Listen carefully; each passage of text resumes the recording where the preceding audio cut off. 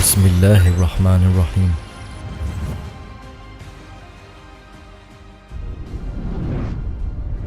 Turkey, once a bastion of Islamic strength, began to fall and destruction reigned everywhere. This was no coincidence, rather a nefarious plot meticulously woven by the disbelievers. As the cataclysmic events unfurled, Israel became more active and increased their operations with unwavering intensity inside Palestine, and audaciously they constructed the Temple of Dajjal. Helpless were the Muslims as they watched in anguish, and all they could do was desperately protest. Then Israel forged alliances with other nations far and wide, spreading corruption like a venomous plague.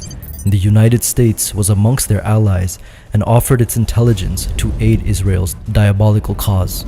But Russia, ever watchful, perceived the sinister plot unfolding and swiftly forged its own alliances with neighboring nations. The Russian bear embarked upon a relentless pursuit of dominion in the Middle East.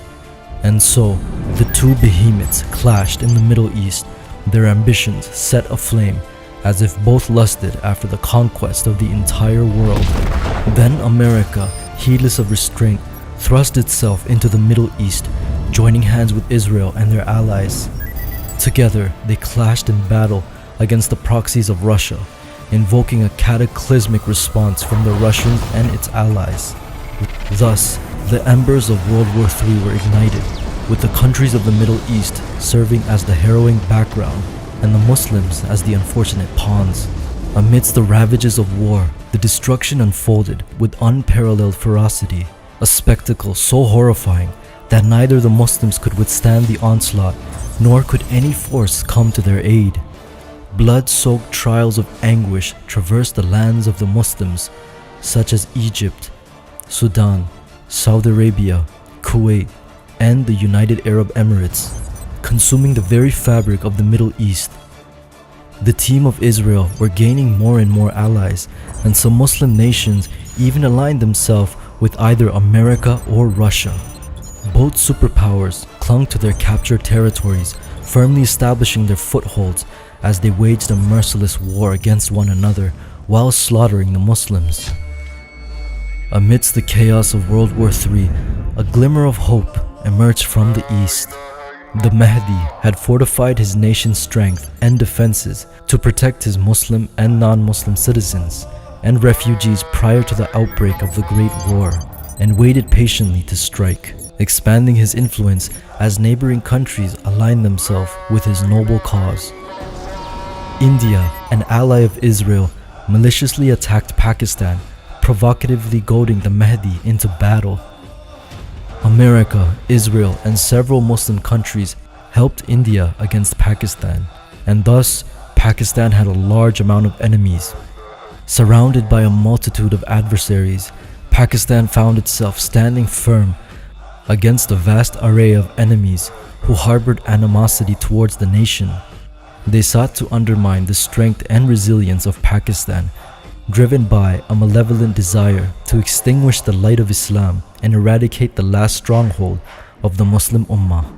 Undeterred by the overwhelming odds, the Mahdi's faithful warriors braced themselves for battle, reminiscing the ancient battle of Badr, the first strike of the believers against the Mushrik tyrants.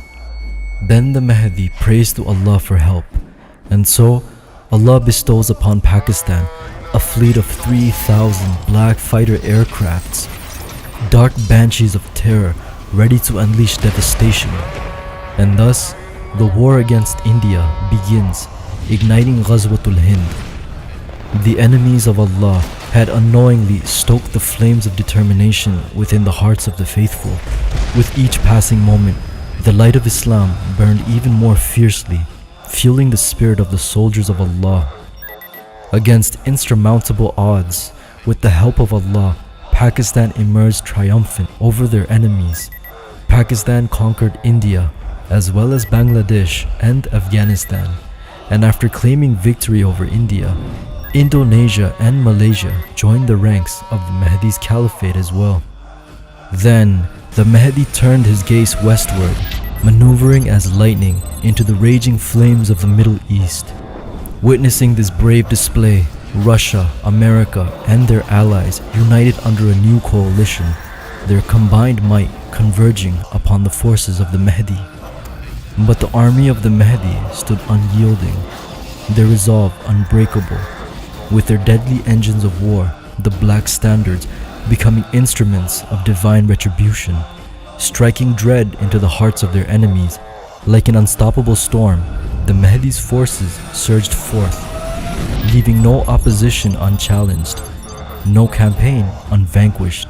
The Russian bear, the American eagle, and their allies succumbed to the fury of the Mahdi's army. By the boundless mercy of Allah, Pakistan emerged victorious, defeating both superpowers in a stunning display of resilience and strength. With the defeat of their foes, Pakistan ascended to the realm of global hyperpower, reclaiming dominion over the Middle East and the Muslim nations, including Palestine, India, and perhaps Al-Andalus.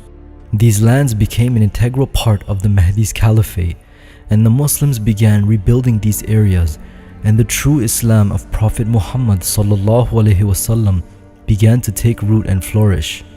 And peace finally prevailed in the very crucible where humanity's greatest war had once raged. Islam eventually made its way into every household, and the true Islam of Prophet Muhammad ﷺ spread all over the world.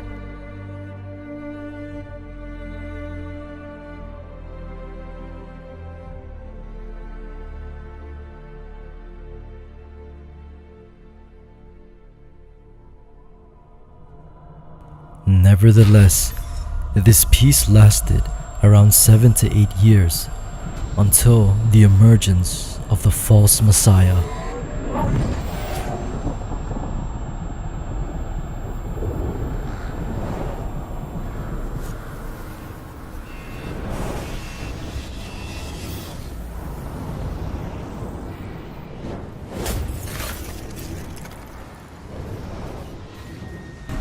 The Jaw.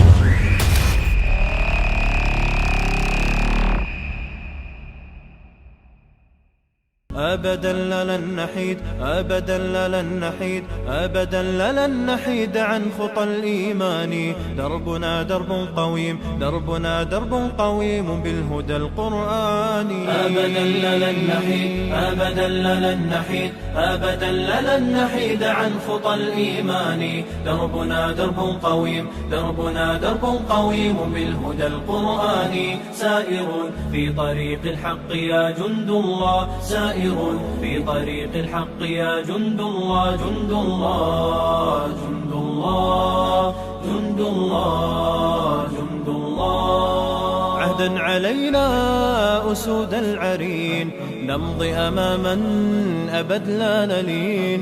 عهدا علينا أسود العرين نمضي أماما أبد لا نلين. حتى إذا حان النفير عدنا جنودا نلبي المسير. حتى إذا حان النفير عدنا جنودا نلبي المسير. جند الله جند الله